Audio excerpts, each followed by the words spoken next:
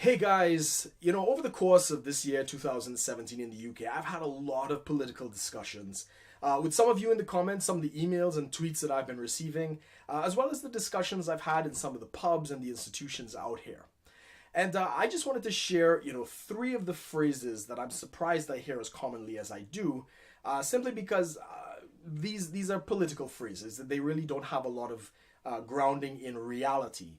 These are things that politicians say to try and spark division and raise controversy and basically score political points, but in reality have no real basis of anything to do in real life. But I'm surprised that I actually encounter this as often as I do. And as I say, I don't have anything against people who actually say these things, because I understand that not everybody's a political watchdog, not everybody's glued to C-SPAN and watching the Prime Minister's Question Time and all this other stuff. Most people just want to live their lives, go to their job, put food on the table, raise their kids, and just have an everyday normal life. And they're not necessarily going to take the time to really delve into these political issues. That's just simply not for everyone. So I have nothing against people parroting this stuff back to me. Just for me, I have a different understanding of these things. Now, the first phrase that I get confronted with quite often, and it's very popular out here, and it's becoming popular even back home in Trinidad and Tobago, is this idea of income inequality is some type of blight on society. And it is the thinking that somehow that the amount of people at the top who may accumulate a great deal of wealth are somehow squelching and exploiting the less fortunate and the poor in society.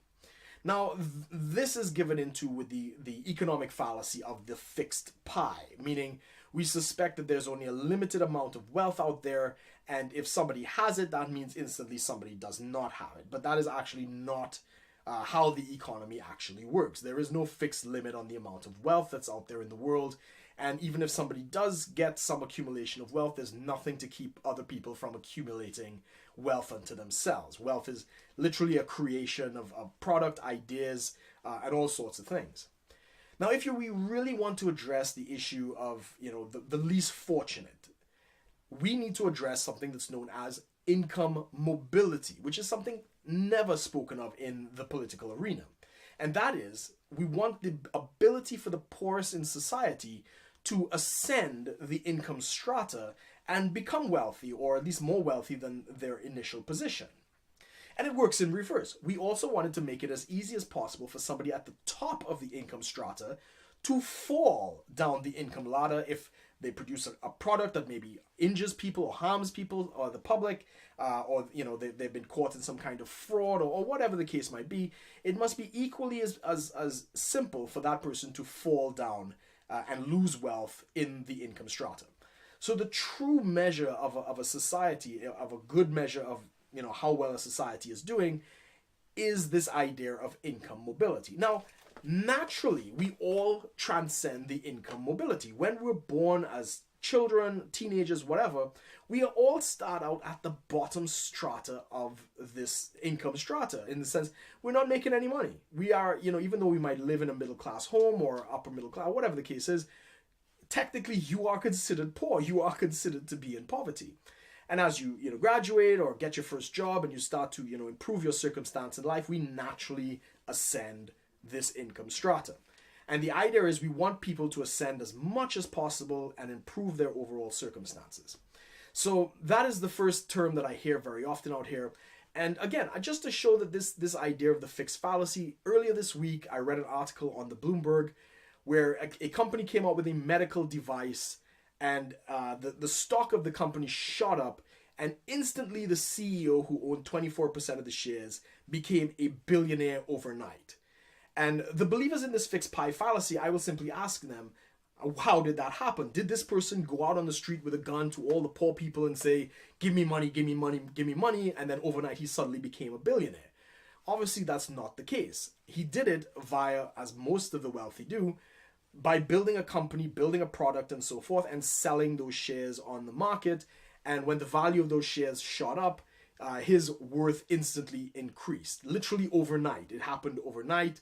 And again, he didn't rob anybody for doing that. He didn't go out and exploit any poor people for that to happen. Wealth was literally created for this man overnight. And I applaud him, and more success to him. We need a lot more people like that. Now, the second major issue that I hear out here is this idea of trickle-down economics. Now, this is purely a political propaganda term. It does not exist outside the realms of political speech. There is no economist out there that ascribes to the idea of trickle-down economics. Economists are not in the business of trying to get people to do things. Economists are in the business of understanding the nature of people and why they do what they do. For more details on this, I'll put a link to Thomas Sowell's book, The Myth of Trickle-Down Economics. Any purchases from that helps support my lifestyle and helps me make more videos like this if this is what you're interested in. And he goes into a lot more detail about this. But it basically sums up the thinking is that if we give tax breaks to the wealthy and the entrepreneurial class, people believe that the money will somehow trickle down through the economy and reach the poor. And again, that's not something supported by economists. In fact, the reverse is very much true. And even for my personal self, when I was involved in starting a business, I hired a number of people, to take on different positions, and they had to be paid first. So even though I'm the entrepreneur and it's my business and I'm the business owner, when I actually started it, for at least I think the 7 or 8 months, I had to make sure my employees got paid, and I myself, the owner of the business, did not get any kind of paycheck for months out of that entire scenario. So it's actually, in the reality, the reverse of trickle-down economics is true. The profits filter to the employees, the expenses, the bills, the raw materials, whatever is required in order to make the enterprise run. It comes from the bottom going up. And if there are any profits at the end of the day, those finally reach the CEO, the board, the pension funds, or whatever structure the companies actually run. So again, this idea of trickle-down economics is a complete fallacy. It's not something that literally exists. And in the real world, the model is the complete reverse. And again, I will put links. Thomas Sowell does a great job of explaining this in far more detail. And we should try to make as much profit filter through the employees and other people as possible. And even if it does result in companies having rich CEOs with huge bonuses or whatever, that is only possible because they're selling a product that people actually want. And the reason they have huge profits is because they're serving the public with something that they desire. And I think that's the most fair and most economic, pleasing system that is available out there. The third phrase that I hear quite often is it's just pure political propaganda. And it is this idea of investing in public services. Now, it's not investing in public services, it's government spending. But government spending doesn't sound as sexy as the idea of investing in public services. And out here, especially with the NHS and education and all these other things, people like to talk about, fully funding the NHS and fully funding education and all these other kinds of things. But they ignore the other side of the coin, as Frederick Bastiat would talk about, that which is seen and unseen. So we see the seen, which is all these public services, but the unseen is that there is an inherent wasteful incentive built into any type of government enterprise. And what I mean by that is this, that if it is a particular enterprise is designed to serve the public in whatever capacity, and it actually does so efficiently and meets all the requirements that it was set out to do, they would have a lot of problems lobbying the government for more money because it would be apparent that they could operate at whatever funding they're currently at. So because of that, there is a natural inherent incentive in every government enterprise to not serve the public, to actually not be efficient, and to wastefully spend money simply so that they can say, look at all these problems that we have, we need more money to solve the problem. And they can go and lobby the government for more money the next year. Now, my personal experience with this actually took place in Trinidad and Tobago in the realms of education. The state offered to sponsor a government grant, or really a loan, for tertiary education. Originally, when I applied to do a business administration degree, the grant was available up to 2,500 TT dollars. Back then, it was Trinidad and Tobago dollars. And every school and institution within the country basically had their tuition set at $2,500. Later, a couple years later, when the grant was raised to 10,000 TT dollars, and I applied to do law, what do you think the tuition for the law was? It was exactly the $10,000. And even though there was no change in the infrastructure, it was the same building, the same teachers, the same infrastructure and everything. The reason that the tuition artificially rose is because the government was willing to spend more. And there's no incentive inherent in the institution to actually cut the cost or, drop the fees or anything like that, because the government is paying.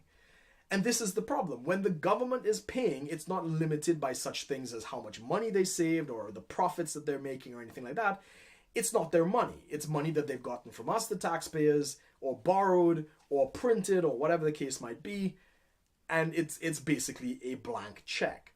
So every public institution knows that they can ask for as much money as they want, and especially if they consider it essential services like the NHS, education, police and fire, whatever the case might be, they're going to get it. Because at the end of the day, no politician wants to be the one to say they did not put money into education, or they did not want to put money into the fire services or the healthcare, or whatever the case might be, because that's going to cost them votes. And these are the perverse incentives behind the idea of government spending. It's not really about serving the public. The institutions are not necessarily interested in serving the public. They're incentivized not to, so that they can keep getting bigger and bigger budgets to fund the problems that they generally self-create. And at the same time, the politicians are not necessarily serving the public either. They're doing this to buy votes at the expense of other people's money. And they want to look good by, giving money to these social charities and social programs and other things like that. So there's a built-in incentive in most government institutions that is like that. And that is just a plain reality. So suggesting that that is some kind of investment is a little bit naive.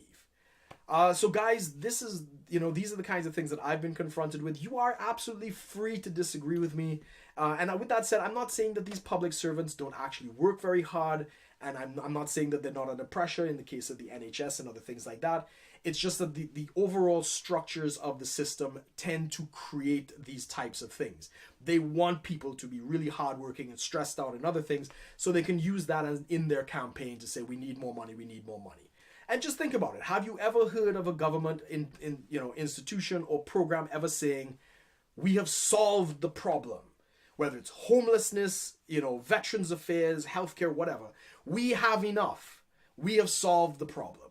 Of course not. Because the minute they do that, their department is done. They're closed up, their budget is cut, and they're basically out of work. So just in the self-preservation, they have the desire to keep these things perpetually going on. And they unfortunately do create a lot of these problems. It's a lot of self-inflicted problems. So guys, these are the things that I've had to deal with. You are free to disagree with me, and I do realize out here in the UK, these are very sensitive topics. It is not that I have anything against, public services and all these other things. I just recognize there is that inherent bad, wasteful incentive that tends to be in there. Be sure to like, share, and subscribe if you'd like to see more. And as always, guys, thanks for watching. All of you, take care.